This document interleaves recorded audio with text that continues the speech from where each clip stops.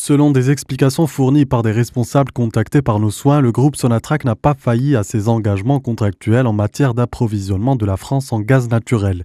Des questions restaient en effet sans réponse, mais selon le vice-président directeur général chargé du marketing de la compagnie pétrolière nationale, l'entreprise française Engie était le premier client de Sonatrach et non pas GRT Gaz.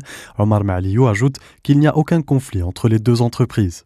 Sur les terminaux de force de GNL, il y a moins de gaz algérien qui arrive les 2 dernières semaines, depuis le début du mois. C'est du fait que Skikda est à l'arrêt.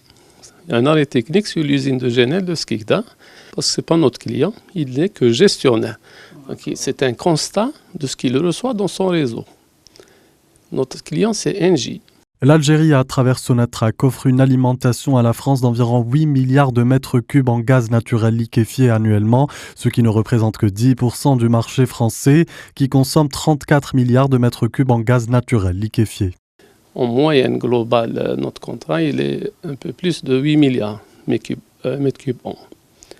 Les capacités d'importation de la France, globalement, de GNL, elles sont de près de 34 milliards.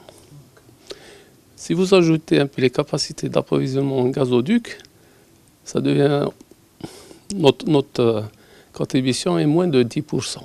Il est à rappeler que la partie française a sollicité Sonatrach pour l'approvisionnement en quantité supplémentaire de gaz, mais Sonatrach est dans son droit de décliner cette demande en raison de ses engagements avec d'autres clients.